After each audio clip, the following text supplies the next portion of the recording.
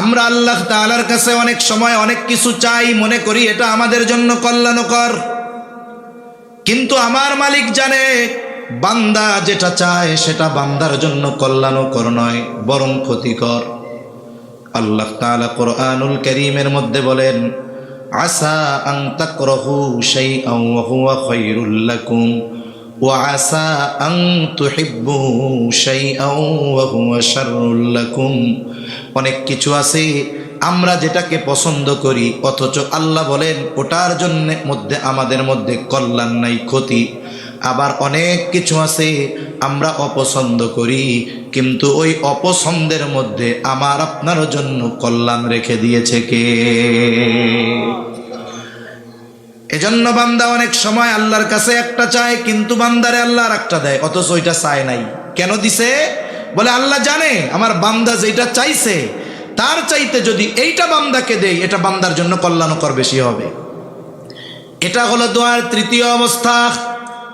দোয়ার সর্বশেষ অবস্থা, বান্দা আল্লাহ তাআলার কাছে দুনিয়ায় অনেক কিছু চায়, বান্দাকে আল্লাহ নগদে দেয় না, বিলম্বে দেয় না, বিকল্প দেয় না, বরং ওই দোয়ার প্রতিদানটা আল্লাহ তাআলা বান্দাকে আখিরাতে দেওয়ার জন্য রেখে দেয়। মুফাসসিরিনে কেরাম বলেন, কিয়ামতের দিন আমাদের হাতে আমাদের আমলনামা দেওয়া হবে। প্রত্যেকেই জানতে পারবে কি আমল করছে আর কতটুকু সওয়াব, কি গুনাহ করছে আর কত গুনাহ, সর্বশেষ তার ঠিকানাটা কি। আমলনামা দেখবে সারা জীবনের নামাজ এত সওয়াব, রোজা এত সওয়াব, দান এত সওয়াব, ভালো কাজ এত সওয়াব। একটা জায়গায় আমল আর এক পাশে লেখা সওয়াবের ভান্ডার। এক জায়গায় লেখা থাকবে দোয়া, পাশে থাকবে বিশাল এক সওয়াবের ভান্ডার। ও মনে করবে এই দোয়া এটা তো সামান্য এক ইবাদত, কিন্তু এত বিশাল সওয়াব কেন? আল্লাহ তাআলাকে জিজ্ঞাসা করবে, ও রব, নামাজের বিনিময়ে সওয়াব বুঝলাম, রোজারটা বুঝলাম, হজেরটা বুঝলাম, যাকাতেরটা বুঝলাম, কিন্তু পাশে দোয়া, এর বিনিময়ে এত বড় নেকি প্রতিদান, এটা কোন কারণে? আল্লাহ তাআলা বলবে, বান্দা দুনিয়ায় তুমি আমার কাছে চাইতা, আমি আল্লাহ তোমারে দিতাম না। তুমি মনে করতা এত সুন্দরভাবে দোয়া করো, তোমার রব মনে হয় তোমার দোয়া কবুল করে নাই। না বান্দা, যেগুলো চেয়েছো দুনিয়ায় এটা তোমার জন্য কল্যাণকর ছিল না, এই জন্য দুনিয়ায় দেই নাই। আজকের এই সওয়াবের পাহাড় তোমার ওই দিনের দোয়ার সেই প্রতিদান। এইবার উনি কি বলবে? বলবে, ও রব, তাইলে যেই সমস্ত দোয়ার প্রতিদান দুনিয়ায় দিয়ে দিয়েছিলেন, ওগুলাও যদি দুনিয়ায় না দিয়া আজকে দিতেন ভালো হইতো। তার মানে আমরা যদি দোয়ার আদব ঠিক রেখে আল্লাহর কাছে কিছু চাই, বান্দা হতাশ হওয়ার কোনো কিছু নাই। এর প্রতিদান আমাদের জন্য আল্লাহ রেখেছেন, হয়তো দুনিয়ায় না হয় আখিরাতে। এজন্য আল্লাহর কাছে চাওয়ার ক্ষেত্রে আমরা কার্পণ্যতা করব, যা দরকার সব চাইব, শুধু যেগুলো চাওয়া আদবের খেলাফ এগুলো চাইব না। আপনার যা দরকার সব চান, ফসল ভালো দরকার চান, টাকা হারায় গেছে কোন আল্লাহ পাওয়ার ব্যবস্থা করেন, চশমা খুঁজা পান না, আল্লাহরে কোন আল্লাহ খুঁজা পাইতেছি না। যদি বান্দার সাথে আল্লাহর সাথে এইরকম কানেক্টিং হয়ে যায়, বলে এই বান্দা ডাক দিলেই সাড়া দেয় কে? জোরে বলেন কে? আল্লাহ। এজন্য আল্লাহ তাআলা বলেন, وقال ربكم ادعوني استجب لكم। আল্লাহ তাআলা বলেন, ও বান্দা, উদউনি, আমাকে ডাকো, আস্তাজিব লাকুম, আমি তোমাদের ডাকের সাড়া দিব, জবাব দিব। এখন যে আল্লাহ আমার আপনার ডাক শুনেন, আমার আপনার ডাকের জবাব দেন, বুঝবো কেমনে? এক বুজুর্গের কাছ থেকে আমরা উত্তরটা নেই। এই কথা এক বুজুর্গকে একজন জিজ্ঞাসা করেছে, বলে, হুজুর, আল্লাহ তো বলছে উদউনি আস্তাজিব লাকুম, তোমরা আমাকে ডাকো, আমার কাছে চাও, আমি তোমাদের ডাকের সাড়া দিব। এখন আল্লাহ যে ডাকের সাড়া দিলেন বুঝবো কেমনে? বুজুর্গ বলেন, শোনো, প্রথমবার ডাকার পর দ্বিতীয়বার যদি তুমি আল্লাহকে ডাক দিতে পারো, মনে রাখবা প্রথম ডাকটা আল্লাহর কাছে পছন্দ হয়েছে, কবুল হয়েছে, এই জন্য আল্লাহ দ্বিতীয়বার ডাক দেওয়ার সুযোগ তোমাকে দিয়েছে। যদি তোমার ডাক আল্লাহর ভালো না লাগতো, তাইলে দ্বিতীয়বার ডাক দেওয়ার আগে ক্লোজ করে দিত কণ্ঠস্বর। তাহলে আমরা আল্লাহ তাআলাকে ডাকবো, আল্লাহর কাছে চাইব। বলে দোয়া হলো এমন এক পাওয়ারফুল জিনিস যার মাধ্যমে অসাধ্যকে সাধন করা যায়, আল্লাহ তাআলার কাছ থেকে অসম্ভব জিনিসকে সম্ভবে পরিণত করা যায়। অনেক ঘটনা আছে, বলতে গেলে লম্বা সময় যাবে, মূল কথাগুলোই আমরা মনে রাখি। কিন্তু আফসোস, আমাদের সমাজে আমরা অনেক মানুষ আছি, আল্লাহর কাছে চাওয়া এটা যে ইবাদত, এই ইবাদতের ক্ষেত্রে আমাদের মধ্যে অহংকার পরিলক্ষিত হয়। অনেকে আল্লাহর কাছে বিনয়ের সাথে চাইবে। আরে ভাই, চাওয়ার জন্য হাত উঁচা করা লাগে না, তবে বিনয় হলো কি? একেবারে একনিষ্ঠতা আর সর্বোচ্চ বিনয় প্রদর্শন করে দুহাত পেতে আল্লাহর কাছে চাওয়া। কারণ আমরা ফকির, আল্লাহ গনি, আমরা ফকির। আমরা তো আল্লাহর কাছে সর্বোচ্চ বিনয়ে ফকিরের মতো দুহাত পেতে আমরা আল্লাহর কাছে চাইব। চাওয়ার মধ্যে তাকাব্বুরি থাকতে পারবে না, অহংকারী থাকতে পারবে না। এজন্য অনেক মানুষ আছে, দেখবেন যদি দুহাত তুলে উঁচু করে দোয়া করার কথা বলেন, এরা এইটাকে এমনভাবে ইগনোর করে, ডিনাই করে, কেমন যেন মনে হয় হাত উঁচু করে দোয়া করা এটা হারাম, এরকম মনে করে। ঠিক কিনা বলেন? অথচ দোয়ার মধ্যে সর্বোচ্চ বিনয় প্রদর্শন হয় দুহাত তুলে আল্লাহর কাছে দোয়া করলে। এখন অনেকে আবার বলে ফরজ নামাজের পরে দোয়া করবে, এটা বেদাত। আমরা সবাই বলি, যে বলে দোয়া করতেই হবে সেও ভুল, যে বলে দোয়া করাই যাবে না সেও ভুল। আমরা মধ্যম পন্থা অবলম্বন করব। কেন? অনেকগুলো হাদিসে প্রমাণ, যে কোনো ইবাদতের পরে দোয়া কবুল হওয়ার সম্ভাবনা থাকে। তা যত ইবাদত আছে, ইমানের পরে সবচাইতে গুরুত্বপূর্ণ ইবাদত কোনটা? জোরে বলেন কি? এই নামাজে আমরা এমন কিছু করি, আমার কপালটা আল্লাহর কুদরতি কদমে আমরা ঠেকায় দেই। ঠিক কিনা বলেন? এই ইবাদতের পরে, নামাজের পরে মানুষের দিলের মধ্যে একটা পরিবর্তন আসে, জোশ আসে। ওই যে কইছি যে দিল ঠিক থাকতে হবে। দেখবেন যে কোনো ভালো কাজ, যে কোনো ইবাদত, এরপরে দিলের অবস্থা একটু ওই রকম থাকে, চাওয়ার মতো আগ্রহ থাকে, অন্য চিন্তা কম থাকে। বলে এই জন্য ফরজ ইবাদতের পরে দোয়া কবুলের সম্ভাবনা থাকে। এই জন্য ইমাম সাহেব মুসল্লিদের নিয়ে একটু দোয়া করে, বলে দোয়া না করলেও তো কোনো সমস্যা নাই, করলেও তো কোনো সমস্যা নাই। যেহেতু এই বিষয়টা নিয়ে সমস্যা, তাইলে আমাদেরও একটা পদ্ধতি অবলম্বন করলে ভালো হয়।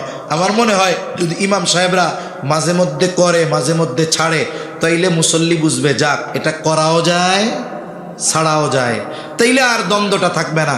কিছু ভাই না করলে কয় একবারে শেষ হয়ে গেল, আর কিছু ভাই করলে বলে বেদাত করে শেষ করে দিল। আমরা মধ্যম পন্থা অবলম্বন করব ইনশাআল্লাহ। আর ফরজ ইবাদতের পরে দোয়া কবুলের সম্ভাবনা থাকে, দোয়া করব। এরপরে শুধু ইমামের সাথে নামাজের পরে বা সম্মিলিতভাবে যখন দোয়া করি মাহফিলের শেষে, অনেকে এই যেই হাত তুলে আর কোনো সময় হাত তুলে দোয়া করে না। যখন একটু ইমামের সাথে আছে, মাহফিলে আছে, এই যে দোয়া করছে, আর কোনো সময় দোয়ার খবর থাকে না। অথচ উচিত কি? আপনি নফল নামাজ পড়ছেন, একেবারে একাগ্রতার সাথে দীর্ঘক্ষণ আল্লাহর কাছে চান। একটু আগে উঠতে পারছেন, তাহাজ্জুদের 2-4 রাকাত নামাজ পড়ে আল্লাহর কাছে বলেন। কারণ এই টাইমে বলার সুবর্ণ সুযোগ। কেন? হাদিসে আসছে প্রত্যেক রজনীতে অর্ধরাতের পর বান্দা আল্লাহকে ডাকে, বান্দা কার কি প্রয়োজন আমার কাছে চাও। সুবহানাল্লাহ। এজন্য আমরা আজকে থেকে চেষ্টা করব, যদি মধ্যরাতে ঘুমাইতে যাই, আমাদের তো 12টা বাজে ঘুমাইতে যাই আমরা, মোটামুটি অর্ধরাত হয়ে গেল, আপনি অজু করে 2 রাকাত নামাজ পড়ে আল্লাহর সাথে একটু কথোপকথন করেন, একনিষ্ঠতা, একাগ্রতা আর নিরিবিলি আল্লাহর কাছে কিছু চান। কারণ এইভাবে দোয়া কবুলের সম্ভাবনা বেশি থাকে। তাহলে বলেন, দোয়ার ক্ষেত্রে আমরা আমাদেরকে অহংকারী আচরণ প্রদর্শন করাবো না, করেন ইনশাআল্লাহ। এই দোয়া আল্লাহ তাআলা ইবাদত বলেছেন। আল্লাহ বলেন, ওয়াকালা রাব্বুকুম উদউনি আস্তাজিব লাকুম ইন্নাল্লাযীনা ইস্তাকবিরুনা আন ইবাদাতি। যারা আমার কাছে চাওয়ার ব্যাপারে, ইবাদতের ব্যাপারে, দোয়া করার ব্যাপারে অহংকার করে, অহংকার, আল্লাহ তাআলা বলেন সায়াদখুলুনা জাহান্নামা দাখিরিন, অচিরেই তাদেরকে লাঞ্ছিত অপমানিত অবস্থায় জাহান্নামে প্রবেশ করানো হবে। আর নবীজিও বলেন আদ-দুআউ হুয়াল ইবাদাহ, দুআই ইবাদত, দুআই ইবাদত। আর এক হাদিসে নবীজি বলেন আদ-দুআউ মুখুল ইবাদাহ, দোয়া হলো ইবাদতের মগজ। এই যে আমরা নামাজ পড়ি এটাও দোয়া। আর নামাজের মধ্যে প্রত্যেক রাকাতে সূরা ফাতিহা পড়তে হয়। ইমামের পেছনে যখন পড়ি আমাদের দায়িত্ব ইমামের, ইমাম পড়েন। একা যখন পড়ি আমি নিজে পড়ি সূরা ফাতিহা। বলে সূরা ফাতিহার যতগুলো নাম এর মধ্যে অন্যতম একটি নাম হলো সূরাতুদ দুআ। اللهم صل على محمد وعلى آل محمد كما صليت على إبراهيم وعلى آل إبراهيم إنك حميد مجيد اللهم بارك على محمد وعلى آل محمد كما باركت على إبراهيم وعلى آل إبراهيم إنك حميد مجيد الحمد لله। আজকের এই মাহফিলের সম্মানিত শ্রদ্ধেয় সভাপতি, আমন্ত্রিত উলামায়ে কেরাম, সামনে উপস্থিত মুরব্বিয়ানে কেরাম, সমবয়সী যুবক বন্ধু, স্নেহের ছোট ভাই, মাইকের আওয়াজ যত দূরে যায় নিজ নিজ স্থানে অবস্থানরতা সম্মানিতা শ্রদ্ধেয়া মা ও বোন, আল্লাহ তাআলার দরবারে অগণিত শুকর যে মহান মালিক বিজ্ঞ উলামা হযরতদের জবানে খুবই গুরুত্বপূর্ণ কথা আপনাদের শ্রবণ করবার, সেই ধারাবাহিকতায় কিছু দ্বীনি কথা মুযাকারা করার সুযোগ যে মহান মনিব দান করেছেন, সে মহান মনিবকে খুশি করার জন্য মোহাব্বতের সাথে অন্তর থেকে জবান খুলে কালিমাতুশ শুকর পাঠ করি আলহামদুলিল্লাহ। অগণিত দুরুদ ও সালাম সৈয়দুল আম্বিয়া, আশরাফুল আম্বিয়া, খাতামুল আম্বিয়া, ইমামুল মুরসালিন, রহমাতুল লিল আলামিন, মুহাম্মাদুর রাসূলুল্লাহ সাল্লাল্লাহু আলাইহি ওয়াসাল্লামের উপর। আমি আপনাদের খেদমতে পবিত্র কোরআনুল কারীমের একটি আয়াত ও রাসূল আকরাম সাল্লাল্লাহু আলাইহি ওয়াসাল্লামের অগণিত হাদিস থেকে একটা হাদিস পাঠ করেছি। আল্লাহ তাআলার কাছে তৌফিক চাই অল্প সময়ের মধ্যে আল্লাহ কিছু কথা বলার তৌফিক দেন যেগুলো আমাদের সবার দুনিয়া এবং আখিরাতের জন্য কল্যাণকর হয়। সকলে জবান খুলে বলি আমিন। আমরা অনেকে মনে করি দোয়া মানে হলো যে শুধুমাত্র হাত উঁচু করেই দোয়া করতে হবে, এটাই মনে হয় শুধু দোয়া। বিষয়টা এমন নয়। অনেক সময় দোয়া মানুষের দিল থেকে আসে, হাতও উঁচা করে না, মুখ দিয়েও কিছু বলে না। দিলের কথোপকথন, দিলে কি হইতেছে এটা দুনিয়ার কেউ না জানলেও জানে কে? আল্লাহ জানে। এজন্য দোয়া কবুল হওয়ার জন্য আল্লাহ তাআলার কাছে ওই দোয়া গ্রহণযোগ্য হওয়ার জন্য কিছু জরুরি বিষয় আছে।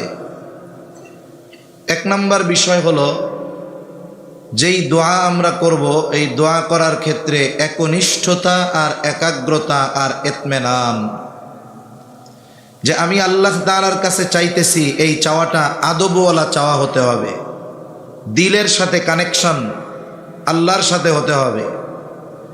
নাইলে দেখা যাবে হাত উঁচা করে দোয়া করতেছে, অনেক দোয়া করতেছে, একটাও কবুল হবে না। অনেক অঞ্চলে মাহফিলের শেষে তাবারক দেয়, আপনাদের এদিকে আছে নাকি? নাই। তাইলে আপনারা সব মুখলেস মানুষ, আপনাদের দোয়া কবুল হওয়ার সম্ভাবনা বেশি, কারণ খিচুড়ি নাই করে। অনেক মাহফিলে আছে লোকজন কেউ নাই, খালি ঘুরবো আর পেট খালি করব। লাস্টে দোয়ার আগে আইয়া বসবে। কিছু কিছু জায়গায় আছে প্লেটে দেয়, যত পারেন খাও, নেওয়া যাবে না। হাইটা হুইটা পেট খালি করে দোয়ার আগে বসে দুমছে, মাহফিলে কি শুনলো না শুনলো এটা কয় না, সকালবেলা কয় তুই কয় প্লেট খাইছস, ও কয় ভাই আমি 3 প্লেট খাইছি, আর একজন কয় আমি 5 প্লেট, আর একজন কয় আমার পেটের মধ্যে একটু সমস্যা ছিল, 1 প্লেটের পরে গ্যাঞ্জাম শুরু হয়ে গেছে। তা অনেক জায়গায় এরকম দেয়, অনেক জায়গায় প্যাকেট দিয়ে দেয়। এখন বলে হুজুর দোয়াটা একটু লম্বা করেন। দোয়া লম্বা ছোট বিষয়টা এটা নয়, একাগ্রতার সাথে হলে অল্প কথায় আল্লাহ তাআলা দিতে পারে। একাগ্রতা যদি না থাকে 3 ঘন্টা দোয়া করলেও কাজ হবে না। 1 নম্বর বিষয় হলো একেবারে একাগ্রতার সাথে একনিষ্ঠতার সাথে দোয়া করতে হবে। তো দোয়া লম্বা কেন করব? খিচুড়ি আছে হুজুর তাবারক, দোয়ার আগে দেন না হুজুর ঝামেলা গ্যাঞ্জাম লাগবে, দোয়ার পরে দেন হুজুর রণক্ষেত্র হয়ে যাবে। তাইলে কি কয় দোয়ার মাঝে দিতে হবে, দোয়া লম্বা করেন। তার মানে এই দোয়া কি আসলে গুনাহ মাফ করানো বা কিছু পাওয়ার দোয়া না, এটা হলো খিচুড়ি দেওয়ার দোয়া। এখন এই দোয়া অনেক সময় করা লাগে, বাধ্য হইয়া করি। এখন দোয়া করা শুরু করলাম। দোয়ার অবস্থা কি? ইমাম যখন নামাজ পড়ায়, ইমামের নামাজে অনেক সময় ভুল হওয়ার কারণ ইমাম না মুসল্লি, জানেন এটা? মুসল্লির কারণে অনেক সময় ইমামের ভুল হয়, মুসল্লির অবস্থার কারণে ইমামের মাঝে মধ্যে উল্টাপাল্টা হয়। সব সময় যে মুসল্লির কারণে হবে তা না, কিন্তু হয়। এখন দোয়া যাদের নিয়ে করতেছি এদের তো একাগ্রতা দরকার। তাদের চেহারার দিকে তাকাইলে বোঝা যায়। এক গল্পও মনে পড়লো, বলবো নাকি? জেলার নাম বলবো না। নজির আহমদ শাহ হুজুরের কাছ থেকে শোনা ওয়াজের মধ্যে উনি কইছে, এক এলাকায় উনি গেছে ওয়াজ করতে। এখন অনেক মানুষে ভরপুর, কিন্তু মানুষগুলার ওয়াজ যে শুনতেছে এ খেয়াল নাই। শ্রোতা যদি 2-3 হয়, কিন্তু তাদের একাগ্রতা আর খেয়াল যদি ভালো হয়, আল্লাহর পক্ষ থেকে তাদের কারণে কথা আসে। শ্রোতা হাজার হাজার, কিন্তু উল্টাপাল্টা কথা বলে মজা লাগবে না, কথা আসবে না, বেঁধে যাবে। তো হুজুর বয়ান করতেছে, কয় আমি বয়ান করতেই পারি না, লোকজন খালি এদিকে তাকায় ওদিকে তাকায়, লোক তো মাঠ ভরা। তো উনি বলতেছে কি ব্যাপার, এই অবস্থা কেন? পাশে একজন আছে কমিটির, কয় হুজুর বয়ানের পরে খিচুড়ি আছে, গত বছর কয়েক ডেক খিচুড়ি চুরি হয়েছে, সবাই ভাগে পায় নাই, তাই ডানে বামে দেখতেছে যে কেউ খিচুড়ির ডেক নিয়ে চলে গেল নাকি। উনি বলতেছে কি মুসিবত, কি করবো, এগুলারে তো থামানো যাবে না এটা। তা উনি বললো যে তা এক কাম করেন, কয় ডেক? কয় 6 ডেক। এই পাশে 3টা দেন, ওই পাশে 3টা দেন, যা হোক তা হোক আমারে না দেখুক, কিন্তু ওই ড্যাগের দিকে তাকাইলে আমি বুঝবো যে আমারে দেখতেছে। যারা কৃষি কাজ করে দেখবেন ওই পাখিতে যেন ধান না খেয়া ফেলে, এজন্য কাকতাড়ুয়া লাগায়। একটা বাঁশ, 2টা বাঁশ নেয় এরকম, ছেঁড়া গেঞ্জি একটা পড়ায়, পাতিল একটা মাথার উপরে দিয়া 2টা চোখ বানায় দেয়। এখন বলেন তো এটার কি নড়াচড়ার শক্তি আছে? কিছু বলার শক্তি আছে? কিন্তু কাক বা পাখি যেই দেখে কয় ও রে, ওই যে তো আল্লাহর বান্দা বইয়া রয়েছে, যাওয়া যাইব না। তা ওই যে ও মনে করে যে আমারে তো দেখতেছে। তা ডেক যখন সামনে আছে তাইলে ওনারা তো সামনের দিক তাকাইবে, ডানের বামে তো আর তাকাবে না। তা আমিও মনে মনে ভাববো যে এরা আমারে দেখতেছে, আমি সুন্দর মতো ওয়াজ করতে পারবো, নাইলে ওয়াজ করা সম্ভব না। তা অবস্থাটা কি দেখেন, দোয়া শুরু হয়েছে, আমার অভিজ্ঞতাই বলতেছি। এখন মানুষের দোয়ার দিকে খেয়াল নাই। দোয়া হয়তো সে একাগ্রতার সাথে নিচের দিকে তাকায়া থাকবে, চোখে পানি না আসুক, কমপক্ষে তার অবস্থা দেখে বোঝা যাবে যে লোকটা ধীর স্থিরতার সাথে আছে। কিন্তু অবস্থা কি, এই পাশ দিয়ে খিচুড়ি দেওয়া শুরু হয়েছে। এখন ওই পাশের লোক দোয়া করে আর তাকায়, ও আল্লাহ শেষ হয়ে গেল নাকি কোন তো। এরপরে আর এক গ্রুপ আছে, আধুনিক ডিজিটাল সিস্টেম, ওই অনটাইম ইসের মধ্যে দেয়, ইলাস্টিকের রাবার লাগায়। পোলাপাইন কতটি আছে, দোয়ার মধ্যে টাস টাস বোমাবাদি শুরু করে দিল। গোটা দোয়াটা হইল একটা মজাক আর তামাশার নাম হয়ে গেল। বলেন তো এই ধরনের দোয়া, এটা কি দোয়ার আদব? এ দোয়া কি কবুল হবে? এ দোয়া তো কবুল হওয়ার সম্ভাবনা নাই, প্যান্ডেলের উপরেই যাবে না। তাহলে দোয়ার ক্ষেত্রে একাগ্রতা, ইতমিনান দরকার, একনিষ্ঠতার সাথে। 2 নাম্বার, এই বিশ্বাস থাকতে হবে যে আমার দোয়া আল্লাহ কবুল করবেন। কারণ আমরা পৃথিবীর যত কিছু চাইতে পারি সব কিছু দেওয়ার ক্ষমতা আল্লাহর আছে না নাই? তবে আর এক কথা আছে, আল্লাহর সব কিছু দেওয়ার ক্ষমতা আছে, কিন্তু কিছু জিনিস আল্লাহর দেওয়ার ক্ষমতা থাকার পরেও আল্লাহ দিবে না। একজন আল্লাহর কাছে দোয়া করতেছে, আল্লাহ আমার বাপ আমার দাদা এরা তাড়াতাড়ি মরে গেছে রে আল্লাহ, আপনি তো নূহ আলাইহিস সালামরে 950 বছর হায়াত দিছেন, আপনার কত বড় দুশ্মন ফেরাউন রে দিছেন 400 বছর, আমার 950 দরকার নাই, 400 দরকার নাই, মোটামুটি 500 বছর দিলে হয়। বলেন তো 500 বছর হায়াত দেওয়ার ক্ষমতা আল্লাহর আছে না নাই? কিন্তু আল্লাহর নবী বলছে এই উম্মতের গড় আয়ু 60 থেকে 70, দুই একটা একটু বেশি হতে পারে। তাহলে আল্লাহর 500 বছর হায়াত দেওয়ার ক্ষমতা আছে, কিন্তু আল্লাহ দিবেন না কেন? গড় হায়াত 60 থেকে 70, এটা সেজন্য আল্লাহর কাছে চাওয়াও যাবে না। আমরা কি হায়াত চাবো? নেক হায়াত দেন। আল্লাহ যদি চায় কোনো মানুষের দ্বারা 6 মাসে 600 বছরের কাজ করাতে পারে। আমরা উলামা একরামের অবদানের কথা যদি ধরি, একের পর এক অনেক বলা যাবে। দুনিয়াবি লেভেলের কারো কথা বলি, এই কয়েকদিন আগে দুনিয়া থেকে মারা গেছে শরীফ ওসমান হাদি, ঠিক না? দল মত নির্বিশেষে, কারণ সে কোনো দলের কর্মী নয়, সে দেশের পক্ষে বলেছে, দুর্নীতির বিরুদ্ধে বলেছে, ইসলামের পক্ষে বলছে, ঠিক কিনা বলেন? এদেশের যে যে দল করুক না কেন অবশ্যই তাকে ভালোবাসে। স্বাভাবিক মানুষের প্রতি সামান্য একটু বিরোধিতা, একটু মত পার্থক্য মতানৈক্য থাকতে পারে, কিন্তু তাকে সবাই ভালোবাসে। এই যে তারেক রহমান সাহেব আসবেন, ওনার কর্মসূচির মধ্যে একটা কর্মসূচি উনি গিয়ে শরীফ ওসমান হাদির কবর জিয়ারত করবেন। এই ছেলেটা, আমরা কিন্তু 1 বছর আগেও তাকে আমরা চিনতাম না। বলেন চিনতাম? বিশেষ করে চিনলাম কখন? কয়েক মাস আগে যখন সে নির্বাচন করার ইচ্ছা পোষণ করলো, নিজের নির্বাচনী প্রচারণা শুরু করলো। এখন আমরা তার কথাগুলো শুনতে শুরু করলাম, কি দেখলাম? যে তার কথা তো আমার হৃদয়ের কথা, তার কথা তো আমাদের হৃদয়ের কথা। এই যে দেখুন, কিছু কথা কিছু বলা তাকে এমন এক অবস্থানে নিয়ে গেছে, অনেক মানুষ 60 বছর এই ময়দানে থেকে, রাজনীতির ময়দানে থেকে ওই পরিমাণ জনপ্রিয়তা, দোয়া, মানুষের চোখের পানি লাভ করতে পারে নাই এই 6 মাসে এই ছেলেটা যে পরিমাণ পেয়েছে, ঠিক কিনা বলে? সবাই তার জন্য দোয়া করছে, সবাই তার জন্য। যারা জালেম তারা তো করে নাই, তাদের কথা বাদ। তাহলে চিন্তা করে দেখুন যে আল্লাহর কাছে হায়াত চাবো, বরকতময় হায়াত। 500 বছর হায়াত পাইলাম, কাজ হইল না, দরকার নাই। আপনি 5 বছরের হায়াত, 10 বছরের হায়াত, আল্লাহ যেন এমন কাজ করায় যে এই 5 বছর আমার 500 বছরের কাজ হবে। বুজুর্গানে দিনের অনেক আছে, আমি বলতে চাই না, ওইদিকে গেলে লম্বা হবে। তা নেক হায়াত আল্লাহর কাছে চাওয়া। তা 500 বছর হায়াত চাইলে পাওয়া যাবে না, দেওয়ার ক্ষমতা আল্লাহর আছে, কিন্তু এমন দোয়া করা এটা আদবের পরিপন্থী।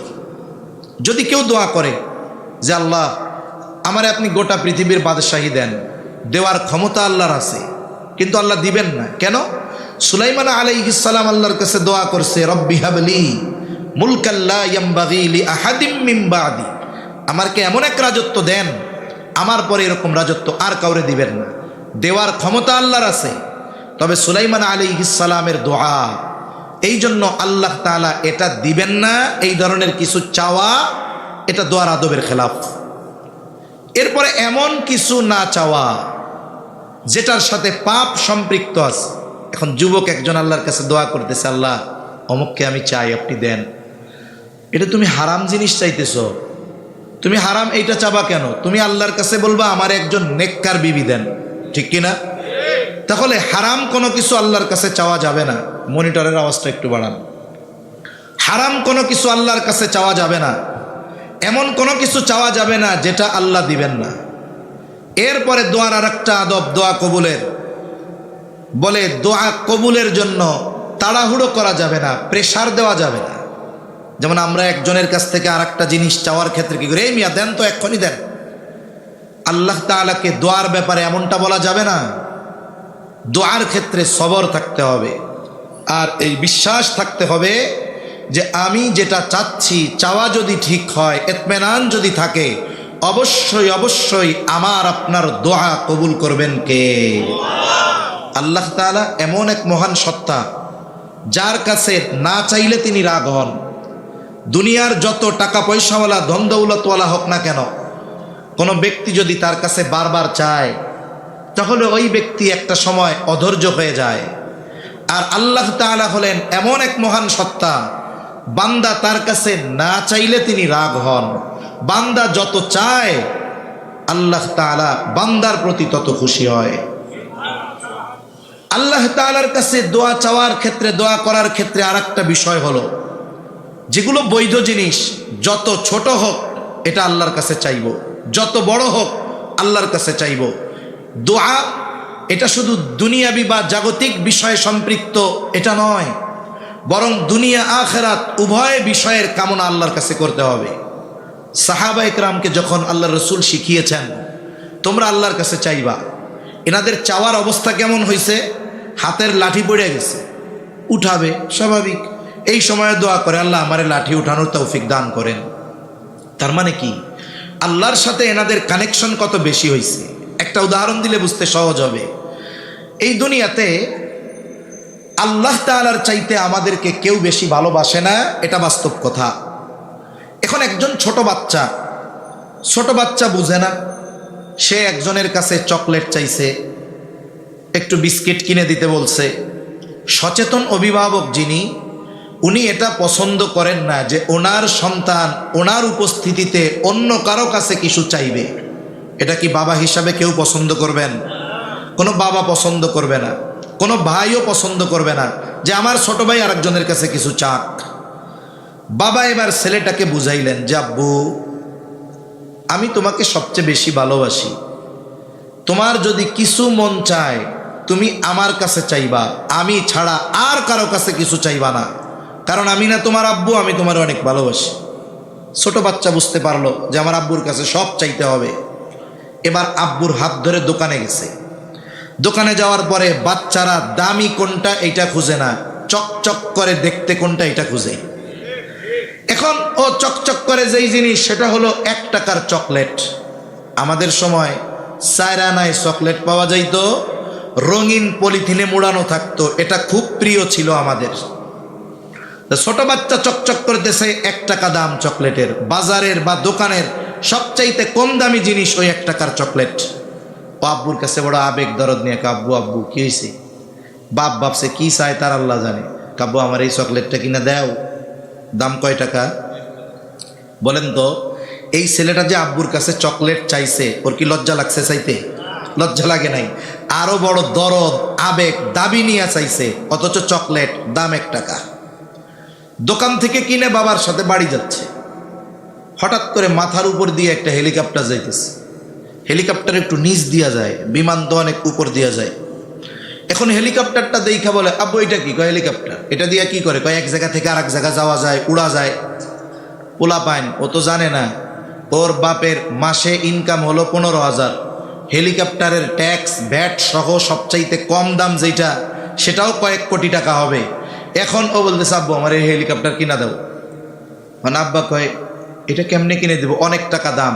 এইবার বাপের হাত থেকে সুইটা মাটির মধ্যে গড়াগড়ি শুরু করছে, আব্বা হেলিকপ্টার না কিনা দিলে আজকে আমি বাড়ি যাব না।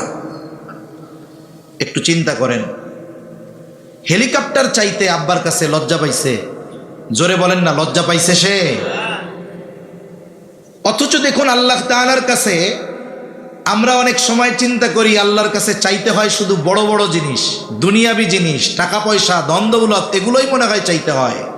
কিন্তু না, বান্দার সাথে আল্লাহর সম্পর্ক তো এইরকম। ভালোবাসা তো ওই সন্তানের বাবার সাথে যত বেশি, তার চাইতে অগণতি গুণ আল্লাহর আমাদের প্রতি ভালোবাসা বেশি। এজন্য ক্ষুদ্র থেকে ক্ষুদ্রতীত, বৃহৎ থেকে বৃহত্তর যেই জিনিসগুলো চাওয়া বৈধ, এগুলো আমরা একনিষ্ঠতা আর একাগ্রতার সাথে চাইব কার কাছে? আল্লাহর কাছে।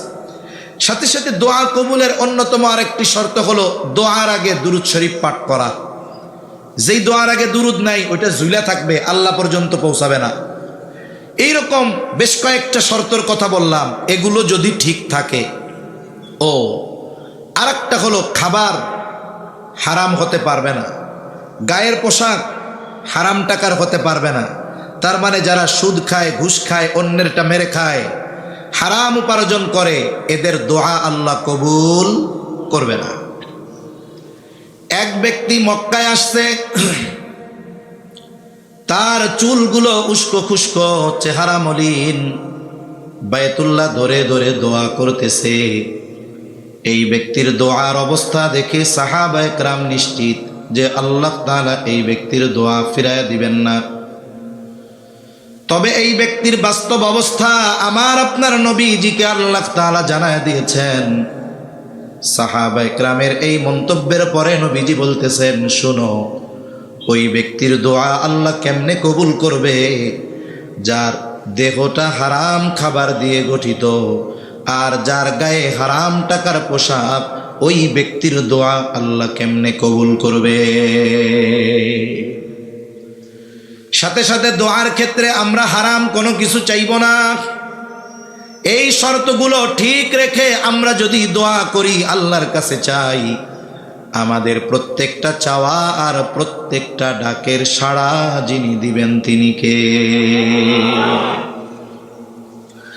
এখন এই দোয়া কবুল হবে কোনো সন্দেহ নাই। কোন ব্যক্তির দোয়া আল্লাহ বিফলে দিবেন না যদি এই শর্তগুলো ঠিক থাকে। তবে তার দোয়ার অবস্থা হয় কয়েকটা। আমি এই অল্প কয়েকটা কথা বলে আলোচনা শেষ করে দিব। 1 নম্বর, যখন বান্দা এই শর্তগুলো ঠিক রেখে একাগ্রতার সাথে আল্লাহ তাআলাকে ডাকে, বান্দা ওই মুহূর্তে যেটা চায় সাথে সাথে সেটা বান্দাকে আল্লাহ তাআলা দিয়ে দেয়। তাহলে দোয়ার প্রথম অবস্থা চাওয়া মাত্রই আল্লাহ তাআলা দিয়ে দেন।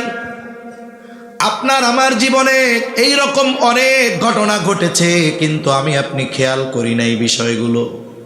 যদি খেয়াল করতাম তাইলে অবনীত চিত্তে আল্লাহ তাআলার কৃতজ্ঞতা প্রকাশ করতাম। মনে করেন একজন ব্যক্তি, আপনাদের অঞ্চলগুলো একটু ঠান্ডা অঞ্চল, বেশি রাত হলে গাড়ি ঘোড়া চলে না, বেশি রাত হলে মানুষের চলাচল থাকে না। মনে করেন আরো ভিতরে যেইখানে জনবসতি পাতলা, সন্ধ্যার একটু পরে গাড়ি চলাচল বন্ধ হয়ে যায়। এইরকম এক প্রত্যন্ত অঞ্চলে একজন ব্যক্তি গভীর রাতে তার মা, সন্তান অথবা স্ত্রী অসুস্থ হয়ে গেল। গভীর রাত, এলাকার কোনো ডাক্তারের দোকান খোলা নাই, বাজার অনেক দূরে। আবার তাকে এই স্ত্রী, সন্তান অথবা মা বাবাকে নিয়ে হসপিটালে যেতে হবে, অবস্থা ভালো না। কিন্তু সন্ধ্যার পরে গাড়ি চলে না, কি করা যায়? এবার সে ঘর থেকে বের হয়। ঘর থেকে বের হয়ে বাজারের দিকে, রাস্তার দিকে অগ্রসর হয়। এই সময়টাতে তার দিলের মধ্যে একটা কথা থাকে, সে হাতও উঁচু করে না, জবান দিয়েও কিছু বলে না, কিন্তু অন্তরে তার বড় চাওয়া, আহারে এখন যদি একটা অটো, ইজি বাইকের ব্যবস্থা হইতো, গাড়ির ব্যবস্থা হইতো, আমার অসুস্থ সন্তান, বাবা মা অথবা স্ত্রীকে নিয়ে আমি ডাক্তারের কাছে যাইতে পারতাম। মনের মধ্যে এই চিন্তা, আর রাস্তার দিকে অগ্রসর হয়। দেখা গেল রাত 3টা, এক আল্লাহর বান্দা তার জন্য একটা সিএনজি, ইজি বাইক অথবা অটো নিয়ে বসে আছে। সে গিয়া বলে, ভাই কই যাবেন? আমি ওই মেন রোডে যাবো, মাস্টার বাড়ি। বলে, আমারও তো ওই দিকে যাওয়া দরকার। এত রাত্রে যাবেন কেন? বলে, যাব, আমার এক ভাই চট্টগ্রাম থেকে আসতেছে, আধা ঘন্টা পরে উনি নামবে, এই জন্য যাওয়ার প্রস্তুতি নিচ্ছি। আপনি হয়তো মনে করতে পারেন ওই ব্যক্তি যাত্রীকে আনার জন্য যাবে, আপনি হয়তো এটা মনে করতেছেন, কিন্তু না, আল্লাহ তাআলা ওই যাত্রীকে আনার প্রয়োজনীয়তা সৃষ্টি করেছেন আপনার দোয়ার বদৌলতে, যেটা অসম্ভব ছিল। অথচ এটা ওই যে দিলের দোয়া, দিলের সাথে দিলের কথোপকথন হয়েছে আল্লাহর সাথে, আল্লাহ দোয়া কবুল করছে। এটা তো একটা উদাহরণ। এই রকম আমার আপনার জীবনে অনেক কিছু হয়। গাড়ি ভরপুর, বাড়িতে যাবে, দাঁড়াইয়াও যাওয়ার উপায় নাই। অন্যান্য দিন যদি ময়মনসিংহের দিকের গাড়ি হয়, তাইলে ঠেললেও সরানো যায় না, তিনটা এক জায়গা দাঁড়ায় থাকে যাত্রী নেওয়ার লাইগা। আজকে আমাকে দিক তাকায়ও না, কেন কয় সিটও নাই, খাড়ানোর জায়গাও নাই। আপনি চিন্তা করছেন, আরে ছুটিটা হইল বৃহস্পতিবার, মার চেহারাটা দেখবো, স্ত্রীর চেহারাটা দেখবো, আপনার মনে আফসোস, সাথে সাথে কিন্তু মনের ভাষায় আল্লাহরে বলতেছেন যদি একটা ব্যবস্থা হইতো। এটা আপনি মুখ দিয়ে বলেন না, কিন্তু অন্তরের এই ভাষাটা, এই চাওয়াটা দুনিয়ার কেউ জানে না, কেউ শোনে না। শোনে কে? আরো জোরে কে? একটু একটু পরে গাড়ি একটা আইছে, সামনের সিটটাই ফাঁকা, হয় কি হয় না? এরকম কম বেশি আমাদের জীবনে হয়। তাহলে যদি দোয়ার মতো করা হয়, তাহলে এক নাম্বার অবস্থা, দোয়া কবুল করার সাথে সাথে আল্লাহ তাআলা ওই চাওয়া বিষয়টা আল্লাহ তাআলা আমাদেরকে দেন, এটা দোয়ার এক নম্বর অবস্থা। দুই নম্বর বলে, বান্দা যেটা আল্লাহর কাছে চায় আল্লাহ তাআলা এটা দেন, তবে সাথে সাথে না, বিলম্বে দেয়। দেখা গেল আজ থেকে 2000 সালে এক আল্লাহর বান্দা দোয়া করেছে, আল্লাহ আমারে যদি একটু আপনি আপনার ঘরটা জিয়ারত করাইতেন, আমার খুব শান্তি লাগতো। যদি নবীর রওজাটা জিয়ারত করতে পারতাম, শান্তি লাগতো। দোয়া করেছে 2000 সালে, আল্লাহ তাআলা ওই দোয়ার মাধ্যমে যেটা চেয়েছে সেটা তাকে দিয়েছে 2024 সালে। তার মানে দোয়া কবুল হয়েছে, কিন্তু চাওয়ার ওই জিনিসটা আল্লাহ তাআলা বিলম্বে দিয়েছে। অনেক সময় আমরা আল্লাহর কাছে চাই, আল্লাহ তাআলা চাওয়া মাত্র দেন না, বিলম্বে দেন। কেন? কারণ এই বিলম্বে দেওয়ার মধ্যে কল্যাণ আছে, এটা আমি আপনি না জানলেও জানে কে? দোয়ার 3 নম্বর অবস্থা বলে, বান্দা যেটা চায় আল্লাহ তাআলা সেইটা দেয় না, বরং বিকল্প অন্য কিছু দিয়ে দেয়। যেমন এক যুবক তার বাবার কাছে বারবার বায়না ধরছে, আব্বু আমার একটা মোবাইল কিনে দেন। বাপ খুব সচেতন, এই মোবাইল যদি কিনে দেয় তাহলে শয়তান এমন ধোঁকা দিবে আমার ছেলেটারে ওয়াইলের মধ্যে নিয়ে ফালাবে। ওয়াইলুন হলো জাহান্নামের একটা গর্তের নাম। আমার সন্তান পাপাচারে লিপ্ত হয়ে যাবে। সচেতন বাবা তখন বিকল্পটা বলে, শোনো তুমি চেয়েছো, সময় হলে দিব, তবে এখন নয়, বরং আমি দেখেছি তোমার অন্য আর একটা জিনিস প্রয়োজন। তুমি প্রতিদিন স্কুলে যাও, 3-4 কিলোমিটার হেঁটে যাও, যেহেতু কষ্ট হয়, মাঝে মধ্যে ইজি বাইক পাও না, দেরি হয়ে যায়, তাহলে যেহেতু রাস্তা নিরাপদ, আমি তোমাকে মোটর সাইকেল না দিয়া সুন্দর একটা সাইকেল কিনে দেই। এই যে বান্দা আল্লাহর কাছে চাইলো, একটা অভিভাবক, সচেতন অভিভাবক কি করে জানে? মোবাইলের মধ্যে অনেক কিছু ভালো আছে, কিন্তু মোবাইল হইল ওই সেই মদের মতো। আল্লাহ সাহাবায়ে কেরাম জিজ্ঞাসা করতেছে যে মদের ব্যাপারে আমাদের বলেন।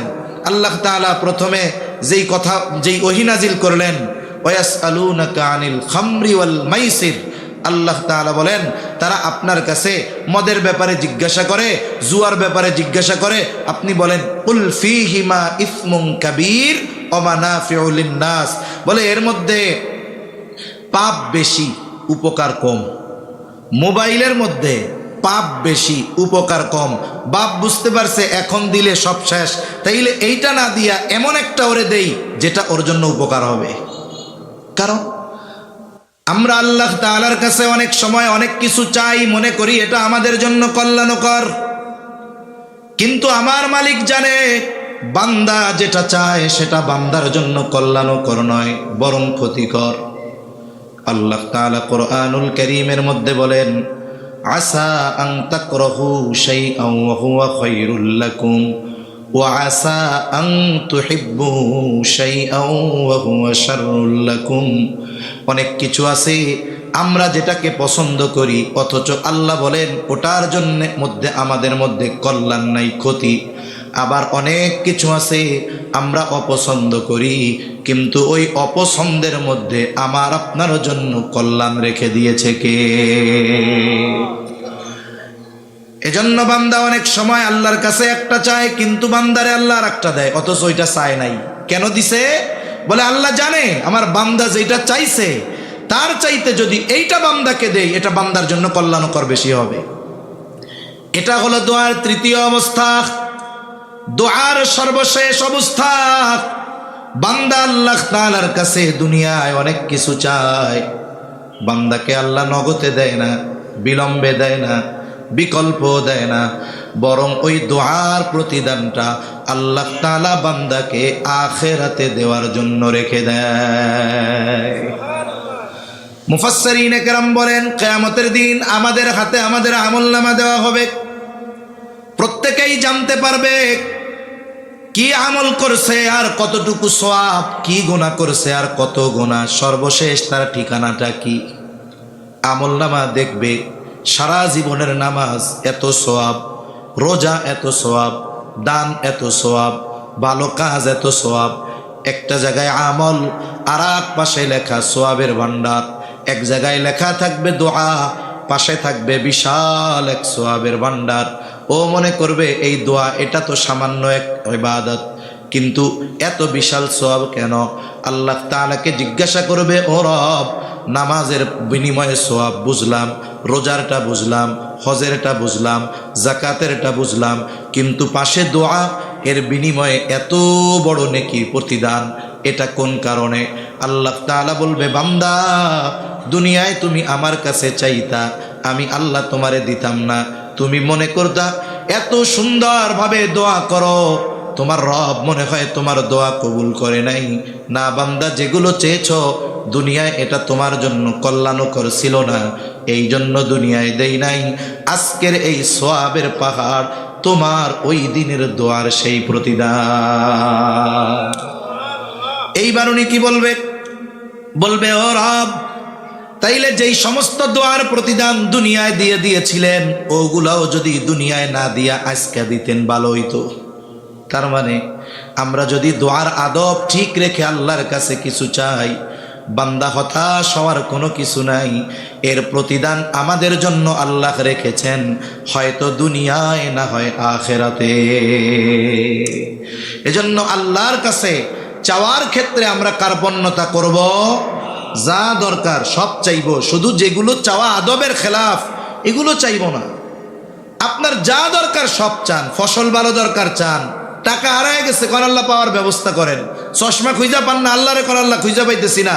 যদি বান্দার সাথে আল্লাহর সাথে এইরকম কানেক্টিং হয়ে যায়, বলে এই বান্দা ডাক দিলেই সাড়া দেয় কে? জোরে বলেন কে? আল্লাহ। এজন্য আল্লাহ তাআলা বলেন, وقال ربكم ادعوني استجب لكم। আল্লাহ তাআলা বলেন, ও বান্দা, উদউনি, আমাকে ডাকো, আস্তাজিব লাকুম, আমি তোমাদের ডাকের সাড়া দিব, জবাব দিব। এখন যে আল্লাহ আমার আপনার ডাক শুনেন, আমার আপনার ডাকের জবাব দেন, বুঝবো কেমনে? এক বুজুর্গের কাছ থেকে আমরা উত্তরটা নেই। এই কথা এক বুজুর্গকে একজন জিজ্ঞাসা করেছে, বলে, হুজুর, আল্লাহ তো বলছে উদউনি আস্তাজিব লাকুম, তোমরা আমাকে ডাকো, আমার কাছে চাও, আমি তোমাদের ডাকের সাড়া দিব। এখন আল্লাহ যে ডাকের সাড়া দিলেন বুঝবো কেমনে? বুজুর্গ বলেন, শোনো, প্রথমবার ডাকার পর দ্বিতীয়বার যদি তুমি আল্লাহকে ডাক দিতে পারো, মনে রাখবা প্রথম ডাকটা আল্লাহর কাছে পছন্দ হয়েছে, কবুল হয়েছে, এই জন্য আল্লাহ দ্বিতীয়বার ডাক দেওয়ার সুযোগ তোমাকে দিয়েছে। যদি তোমার ডাক আল্লাহর ভালো না লাগতো, তাইলে দ্বিতীয়বার ডাক দেওয়ার আগে ক্লোজ করে দিত কণ্ঠস্বর। তাহলে আমরা আল্লাহ তাআলাকে ডাকবো, আল্লাহর কাছে চাইব। বলে দোয়া হলো এমন এক পাওয়ারফুল জিনিস, যার মাধ্যমে অসাধ্যকে সাধন করা যায়, আল্লাহ তাআলার কাছ থেকে অসম্ভব জিনিসকে সম্ভবে পরিণত করা যায়। অনেক ঘটনা আছে, বলতে গেলে লম্বা সময় যাবে, মূল কথাগুলোই আমরা মনে রাখি। কিন্তু আফসোস, আমাদের সমাজে আমরা অনেক মানুষ আছি, আল্লাহর কাছে চাওয়া এটা যে ইবাদত, এই ইবাদতের ক্ষেত্রে আমাদের মধ্যে অহংকার পরিলক্ষিত হয়। অনেকে আল্লাহর কাছে বিনয়ের সাথে চাইবে। আরে ভাই, চাওয়ার জন্য হাত উঁচা করা লাগে না, তবে বিনয় হলো কি? একেবারে একনিষ্ঠতা আর সর্বোচ্চ বিনয় প্রদর্শন করে দুহাত পেতে আল্লাহর কাছে চাওয়া। কারণ আমরা ফকির, আল্লাহ গনি, আমরা ফকির, আমরা তো আল্লাহর কাছে সর্বোচ্চ বিনয়ে ফকিরের মতো দুহাত পেতে আমরা আল্লাহর কাছে চাইব। চাওয়ার মধ্যে তাকাব্বুরি থাকতে পারবে না, অহংকারী থাকতে পারবে না। এজন্য অনেক মানুষ আছে দেখবেন, যদি দুহাত তুলে উঁচু করে দোয়া করার কথা বলেন, এরা এইটাকে এমনভাবে ইগনোর করে, ডিনাই করে, কেমন যেন মনে হয় হাত উঁচে করে দোয়া করা এটা হারাম, এরকম মনে করে, ঠিক কিনা বলেন? অথচ দোয়ার মধ্যে সর্বোচ্চ বিনয় প্রদর্শন হয় দুহাত তুলে আল্লাহর কাছে দোয়া করলে। এখন অনেকে আবার বলে ফরজ নামাজের পরে দোয়া করবে, এটা বেদাত। আমরা সবাই বলি, যে বলে দোয়া করতেই হবে সেও ভুল, যে বলে দোয়া করাই যাবে না সেও ভুল। আমরা মধ্যম পন্থা অবলম্বন করব। কেন? অনেকগুলো হাদিসে প্রমাণ, যে কোনো ইবাদতের পরে দোয়া কবুল হওয়ার সম্ভাবনা থাকে। তা যত ইবাদত আছে, ইমানের পরে সবচাইতে গুরুত্বপূর্ণ ইবাদত কোনটা? জোরে বলেন কি? এই নামাজে আমরা এমন কিছু করি, আমার কপালটা আল্লাহর কুদরতি কদমে আমরা ঠেকায় দেই, ঠিক কিনা বলেন? এই ইবাদতের পরে, নামাজের পরে মানুষের দিলের মধ্যে একটা পরিবর্তন আসে, জোশ আসে। ওই যে কইছি যে দিল ঠিক থাকতে হবে। দেখবেন যে কোনো ভালো কাজ, যে কোনো ইবাদত, এরপরে দিলের অবস্থা একটু ওই রকম থাকে, চাওয়ার মতো আগ্রহ থাকে, অন্য চিন্তা কম থাকে। বলে এই জন্য ফরজ ইবাদতের পরে দোয়া কবুলের সম্ভাবনা থাকে। এই জন্য ইমাম সাহেব মুসল্লিদের নিয়ে একটু দোয়া করে, বলে দোয়া না করলেও তো কোনো সমস্যা নাই, করলেও তো কোনো সমস্যা নাই। যেহেতু এই বিষয়টা নিয়ে সমস্যা, তাইলে আমাদেরও একটা পদ্ধতি অবলম্বন করলে ভালো হয়। আমার মনে হয় যদি ইমাম সাহেবরা মাঝে মধ্যে করে, মাঝে মধ্যে ছাড়ে, তাইলে মুসল্লি বুঝবে, যাক এটা করাও যায়, ছাড়াও যায়, তাইলে আর দ্বন্দ্বটা থাকবে না। কিছু ভাই না করলে কয় একবারে শেষ হয়ে গেল, আর কিছু ভাই করলে বলে বেদাত করে শেষ করে দিল। আমরা মধ্যম পন্থা অবলম্বন করবো ইনশাআল্লাহ। আর ফরজ ইবাদতের পরে দোয়া কবুলের সম্ভাবনা থাকে, দোয়া করব। এরপরে শুধু ইমামের সাথে নামাজের পরে বা সম্মিলিতভাবে যখন দোয়া করি মাহফিলের শেষে, অনেকে এই যেই হাত তুলে আর কোনো সময় হাত তুলে দোয়া করে না। যখন একটু ইমামের সাথে আছে, মাহফিলে আছে, এই যে দোয়া করছে, আর কোনো সময় দোয়ার খবর থাকে না। অথচ উচিত কি, আপনি নফল নামাজ পড়ছেন, একেবারে একাগ্রতার সাথে দীর্ঘক্ষণ আল্লাহর কাছে চান। একটু আগে উঠতে পারছেন, তাহাজ্জুদের 2-4 রাকাত নামাজ পড়ে আল্লাহর কাছে বলেন। কারণ এই টাইমে বলার সুবর্ণ সুযোগ। কেন? হাদিসে আসছে প্রত্যেক রজনীতে অর্ধরাতের পর বান্দা আল্লাহকে ডাকে, বান্দা কার কি প্রয়োজন আমার কাছে চাও। সুবহানাল্লাহ। এজন্য আমরা আজকে থেকে চেষ্টা করব, যদি মধ্যরাতে ঘুমাইতে যাই, আমাদের তো 12টা বাজে ঘুমাইতে যাই আমরা, মোটামুটি অর্ধরাত হয়ে গেল, আপনি অজু করে 2 রাকাত নামাজ পড়ে আল্লাহর সাথে একটু কথোপকথন করেন, একনিষ্ঠতা, একাগ্রতা আর নিরিবিলি আল্লাহর কাছে কিছু চান। কারণ এইভাবে দোয়া কবুলের সম্ভাবনা বেশি থাকে। তাহলে বলেন, দোয়ার ক্ষেত্রে আমরা আমাদেরকে অহংকারী আচরণ প্রদর্শন করাবো না, করেন ইনশাআল্লাহ। এই দোয়া আল্লাহ তাআলা ইবাদত বলেছেন। আল্লাহ বলেন, ওয়াকালা রাব্বুকুম উদউনি আস্তাজিব লাকুম ইন্নাল্লাযীনা ইস্তাকবিরুনা আন ইবাদাতি। যারা আমার কাছে চাওয়ার ব্যাপারে, ইবাদতের ব্যাপারে, দোয়া করার ব্যাপারে অহংকার করে, অহংকার, আল্লাহ তাআলা বলেন সায়াদখুলুনা জাহান্নামা দাখিরিন, অচিরেই তাদেরকে লাঞ্ছিত, অপমানিত অবস্থায় জাহান্নামে প্রবেশ করানো হবে। আর নবীজিও বলেন আদ-দুআউ হুয়াল ইবাদাহ, দুআই ইবাদত, দুআই ইবাদত। আর এক হাদিসে নবীজি বলেন আদ-দুআউ মুখুল ইবাদাহ, দোয়া হলো ইবাদতের মগজ। এই যে আমরা নামাজ পড়ি, এটাও দোয়া। আর নামাজের মধ্যে প্রত্যেক রাকাতে সূরা ফাতিহা পড়তে হয়। ইমামের পেছনে যখন পড়ি, আমাদের দায়িত্ব ইমামের, ইমাম পড়েন। একা যখন পড়ি, আমি নিজে পড়ি সূরা ফাতিহা। বলে সূরা ফাতিহার যতগুলো নাম, এর মধ্যে অন্যতম একটি নাম হলো সূরাতুদ দুআ। এই নামাজের মধ্যে আমরা আল্লাহর কাছে দোয়া করি। এখন যদি কেউ চিন্তা করে না আমরা এই দোয়া আর আল্লাহর কাছে করবো না, নামাজ হবে? তাহলে এটা তো ইবাদতের মূলই বলা চলে। আর এই জায়গায় কি দোয়া করতে হবে নামাজের মধ্যে, এটা আল্লাহ শিখাই দিছে। কে শিখাইছে? আল্লাহ শিখাইছে। যে কোনো মানুষের কাছে কিছু চাওয়ার আগে একটু তারে পাম্পট্টি মারতে হয়। দেখেন না, অনেক জায়গায় অনেক নেতারা আসে, আশা থাকে যে একটা বড় বাজেট পাই কিনা, এইবার ধুমসে পাম মাইরা ফুলায়, এরপরে কি করে? এরপরে দেয়। দুনিয়ার নেতারে যে পাম্প মারা হয় এটা হলো আর্টিফিশিয়াল, নকল পাম্প। মুখ দিয়া কয়ার মনে মনে বকা দেয়, দুর্নীতিবাজ অমুক ভাই এই করেছেন, জমিখোর, মানুষের জমি দখল দেয়, মনে মনে এটা কয় আর মুখ দিয়া প্রশংসা করে। এই ফাঁকা বলি চলবে না। আল্লাহর কাছে দোয়া করার আগে আমরা আল্লাহর প্রশংসা করি। আলহামদুলিল্লাহি রাব্বিল আলামিন আর রহমানির রহিম মালিকি ইয়াউমিদ্দিন, এগুলো আল্লাহ তাআলার বড়ত্ব আর প্রশংসা করলাম। এরপরে কি বলি? আমরা আল্লাহরে বলি, আল্লাহ আপনারই ইবাদত করি, আপনার কাছেই তো আমরা সাহায্য চাই। আগে নেতাকে পাম মারে, এরপরে কাছে বিরা কয় ভাই আমি তো আপনারই লোক, বলে কি বলে না? এই কথাগুলো আমরা আল্লাহকেও বলি যে ও রব আপনারই ইবাদত করি, আপনার কাছেই সাহায্য চাই।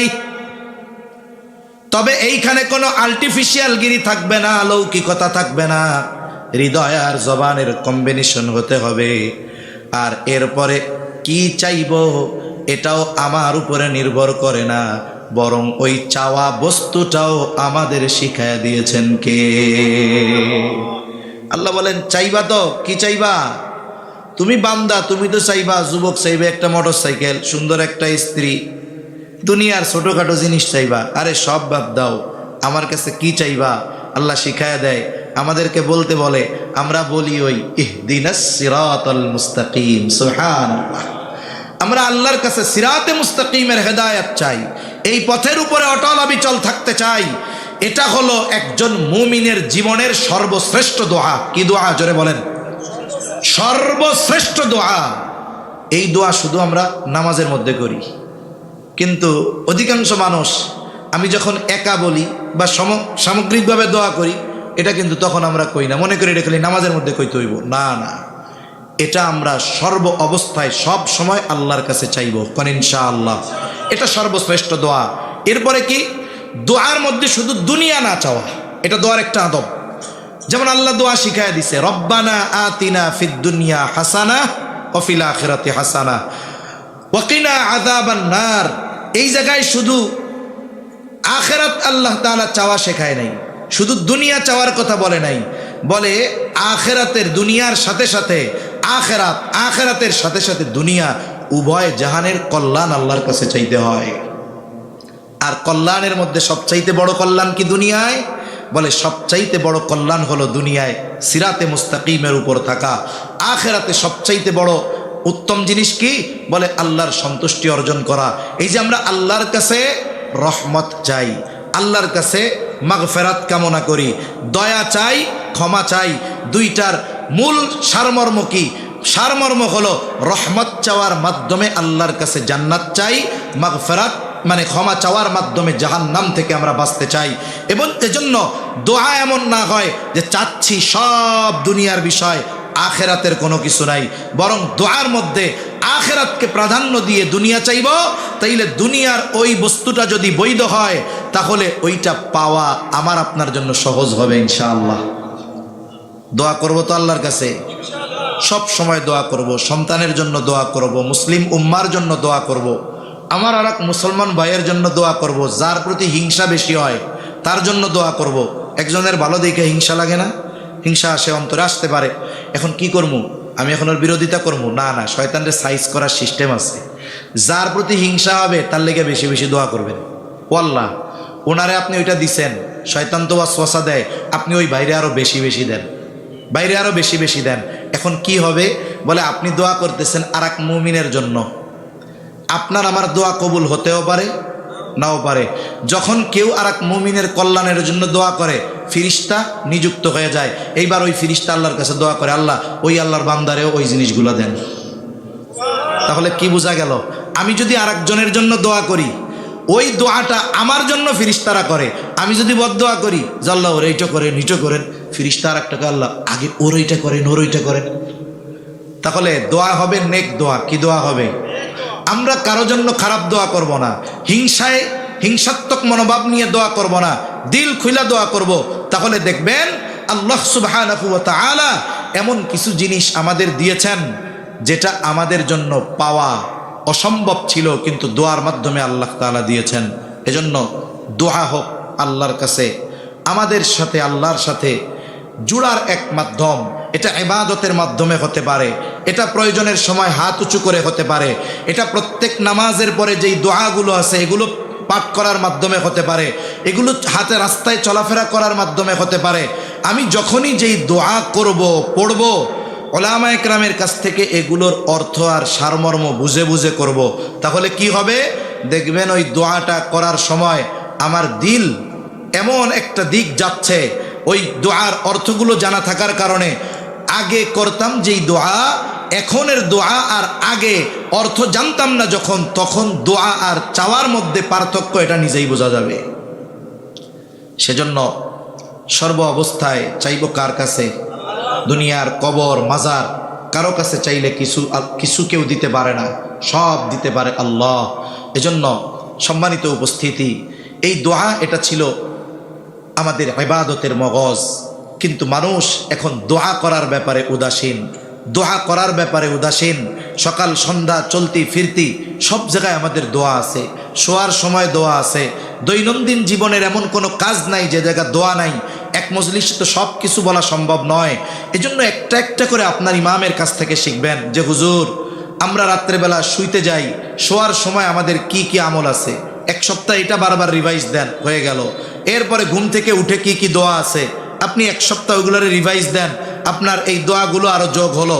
এইভাবে এক এক করে আপনি যদি শেখার চেষ্টা করি, দেখবেন জীবনের প্রতিটা পদক্ষেপে আল্লাহর কাছে সাহায্য চাওয়ার শিক্ষা আল্লাহ এবং তার রসুল দিয়েছেন, ওটা আমাদের জীবনে বাস্তবে পরিণত হবে ইনশাআল্লাহ।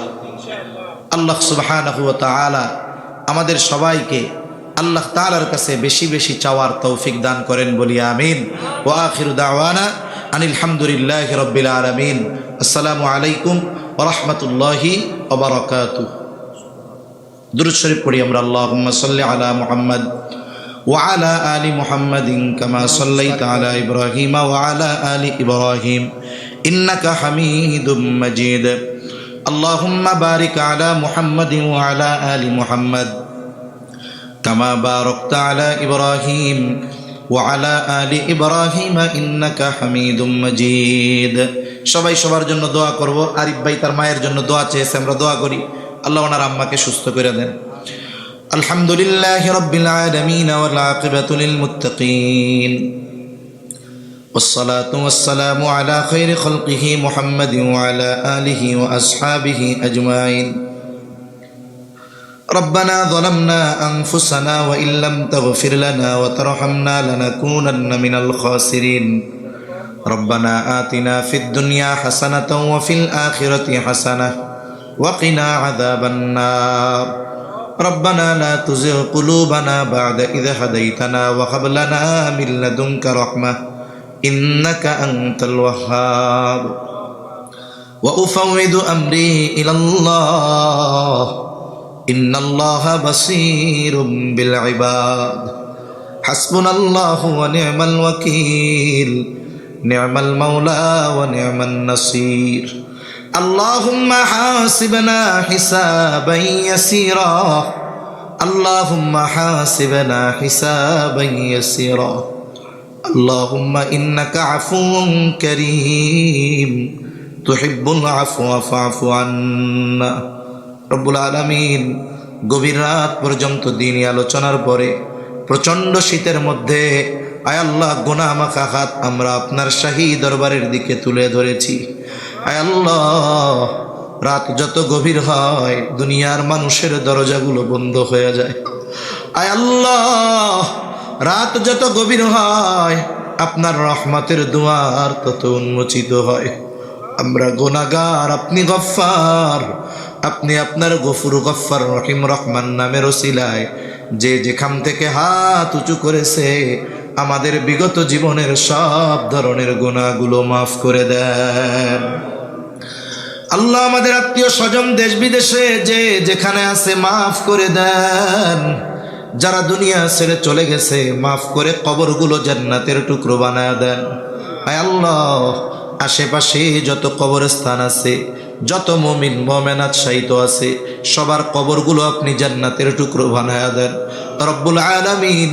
খাস করে যারা অসুস্থ, সুস্থতা দান করেন। অনেকে মার জন্য দোয়া চেয়েছে, বাবার জন্য, যে যে উদ্দেশ্যে দোয়া চেয়েছে, সবার মনের নেক চাওয়া, নেক আশা আপনি কবুল কইরা নেন। আয় আল্লাহ, খাস করে যেই মাদ্রাসার উদ্যোগে মাহফিল, মাদ্রাসা খানা কবুল করে নেন। ওস্তাদ ছাত্র পরিচালনায় যারা আছে কবুল করে নেন। খাস করে যারা মাদ্রাসার মোহাব্বতে অর্থ দিয়ে, শ্রম দিয়ে, পরামর্শ দিয়ে, ছাত্র দিয়ে বিভিন্নভাবে মাদ্রাসার জন্য সহযোগিতা করে, আল্লাহ সবার সকল প্রকার সাহায্য সহযোগিতা আপনি কবুল আর মঞ্জুর করে নেন। আয় আল্লাহ, মাদ্রাসার যত প্রয়োজনীয়তা আছে গায়বী খাজানা থেকে মিটায়া দেন। এই মাদ্রাসা সহ তামাম দুনিয়ার সকল মাদ্রাসাগুলো সকল ষড়যন্ত্র চক্রান্ত থেকে আপনি হেফাজত করেন রব্বুল আলামিন। খাস করে মালিক এলাকার প্রত্যেকটা মানুষের অন্তরে মাদ্রাসার মোহাব্বত ঢুকায়া দেন। আয় আল্লাহ, তামাম দুনিয়ার মুসলমানদের জানমাল আপনি হেফাজত করেন। আয় আল্লাহ, ফিলিস্তিনের অবরুদ্ধ গাজার মুসলমানদের হেফাজত করেন। বিভিন্ন ইস্যুতে আমরা আমাদের গাজার মুসলমান ভাইদেরকে ভুলে যাচ্ছি। ও রব, জালেমরা তো আক্রমণ বন্ধ করে নাই, হত্যা বন্ধ করে নাই। আয় আল্লাহ, আমাদের হয়তো শক্তি নাই, অস্ত্র নাই, কিন্তু আমরা তো আপনারই গোলাম। যত পাপ করি না কেন আল্লাহ, আপনার দিকেই তো ফিরে আসি, আপনার কাছেই তো ক্ষমা চাই। আয় আল্লাহ, আমাদের পাপের কারণে মুসলমানদের বেইজ্জতি কইরেন না আল্লাহ। ওই গাজার মুসলমানদের জন্য আপনি সাহায্যকারী হয়ে যান। পৃথিবীর যেখানেই মুসলমানেরা মাজলুম, আয় আল্লাহ আপনি তাদের জন্য সাহায্যকারী হয়ে যান রব্বুল আলামিন। আমাদের একে অপরের প্রতি হৃদ্রতা, ভালোবাসা আপনি বাড়ায়া দেন। লোভ, হিংসা, অহংকার মুক্ত হৃদয় আল্লাহ দান করেন রব্বুল আলামিন। অভাবীর অভাব দূর করে দেন, ঋণগ্রস্তের ঋণ পরিশোধের তৌফিক দেন, হারাম হালাল বেঁচে চলার তৌফিক দেন আল্লাহ রব্বুল আলামিন। বেকার যারা আছে হালাল কর্মসংস্থানের ব্যবস্থা করে দেন। আয় আল্লাহ, সকলকে শারীরিক সুস্থতা, মানসিক প্রশান্তি, অর্থনৈতিক সচ্ছলতা দান করেন। আয় আল্লাহ, প্রত্যেকটা পরিবারে দ্বীনের আবহাওয়া জারি করে দেন রব্বুল আলামিন। খাস করে আমরা যারা হাত উঁচু করেছি আল্লাহ, আমাদের মধ্যে হয়তো অনেকের মা নাই, অনেকের বাবা নাই। আয় আল্লাহ, মা বাবা কত বড় নেয়ামত, যার নাই সে বোঝে মা বাবা কত বড় নেয়ামত। আয় আল্লাহ, দুনিয়ার অপর প্রান্তে আমেরিকার খবর মুহূর্তের ভিতরে পাওয়া যায়, দেখা যায়। 3 হাত মাটির নিচে ওই মোহাব্বতের মা বাবার কবরের খবর জানা যায় না, দেখা যায় না। আয় আল্লাহ, গুনার কারণে যদি কারো মা বাবার কবরে আযাব হয়, এখানে উলামায়ে কেরাম আছেন, তালিবুল ইলম আছে, আপনার দাড়ি পাকা বান্দা আছে, যুবক আবেদ আছে, মুসাফির আছে, যাকে পছন্দ, যারা আমল পছন্দ, তার আমলের ওসিলায় ওই মা বাবার কবরের আযাব আল্লাহ আপনি মাফ করে দেন। কবরগুলো জান্নাতের টুকরো বানায় দেন। কিয়ামতের দিন হিসাব সহজ করে জান্নাতের ব্যবস্থা করে দিয়েন। যাদের মা বাবা বেঁচে আছে, সুস্থ দীর্ঘনেক হায়াত আল্লাহ আপনি দান করেন। আয় আল্লাহ, যাদের সন্তান অবাধ্য আছে, সন্তানগুলারে বাধ্য করে দেন। আয় আল্লাহ, খাস করে মালিক মা বোনদের কবুল করে নেন, পর্দানিশীন বানায়া দেন। আয় আল্লাহ, 5 ওয়াক্ত নামাজ যথাযথভাবে আদায় করার তৌফিক দেন রব্বুল আলামিন। আমাদের সকলকে সকল পাপাচার, অনাচার, অশ্লীলতা থেকে বেঁচে থাকার তৌফিক ও হিম্মত দেন রব্বুল আলামিন। বেনামাজিদের নামাজি বানায়া দেন, সুন্নাতবিহীন মানুষগুলোকে সুন্নাতওয়ালা বানায়া দেন। আয় আল্লাহ, দ্বীনের উপরে চলা আপনি সহজ করে দেন। আয় আল্লাহ, আমাদের নসল, আমাদের আগামী প্রজন্মকে দ্বীনের উপরে অটল অবিচল রাখার জিম্মাদারি আল্লাহ আপনি নিয়ে নেন রব্বুল আলামিন। আমাদের সকলকে বারবার মক্কা মদিনা জিয়ারতের তৌফিক দেন। আমাদের দেশের উপরে খাস রহমত নাজিল করেন। আসমানি জমিনি সকল বালা মুসিবত থেকে হেফাজত করেন আল্লাহ। আয় আল্লাহ, যারা দেশ নিয়ে ইসলাম নিয়ে ষড়যন্ত্র চক্রান্তে লিপ্ত, আয় আল্লাহ সকল ষড়যন্ত্র চক্রান্ত ধ্বংস করে দেন। ইসলামের ব্যাপারে, দ্বীনের ব্যাপারে, দেশের ব্যাপারে দলমত নির্বিশেষে ঐক্যবদ্ধ থাকার তৌফিক আল্লাহ আপনি দান করেন রব্বুল আলামিন। এই দুনিয়া ছেড়ে একদিন আমাদের সবার চলে যেতেই হবে। এ পৃথিবী যেমন আছে তেমনি পড়ে রবে, সুন্দর এই পৃথিবী ছেড়ে একদিন চলে যেতে হবে। আয় আল্লাহ, কখন পরকালের ডাক চলে আসে বলা যায় না রব্বুল আলামিন। মালাকুল মউত যখন মৃত্যুর পরোয়ানা নিয়ে হাজির হবে, আপনি আপনার প্রতিটি বান্দার জবানে তাওহীদের কালিমা নসিব করে দিয়েন। اللهم إنا نعوذ بك من الهم والحزن والعجز والكسل والجبن والبخل وضلع الدين وغلبة الرجال رب اجعلني مقيم الصلاة ومن ذريتي ربنا وتقبل دعاء ربنا اغفر لي ولوالدي وللمؤمنين يوم يقوم الحساب ربنا هب لنا من أزواجنا وذرياتنا قرة أعين وجعلنا للمتقين إماما رب ارحمهما كما ربياني صغيرا رب ارحمهما كما ربياني صغيرا وصلى الله تعالى على خير خلقه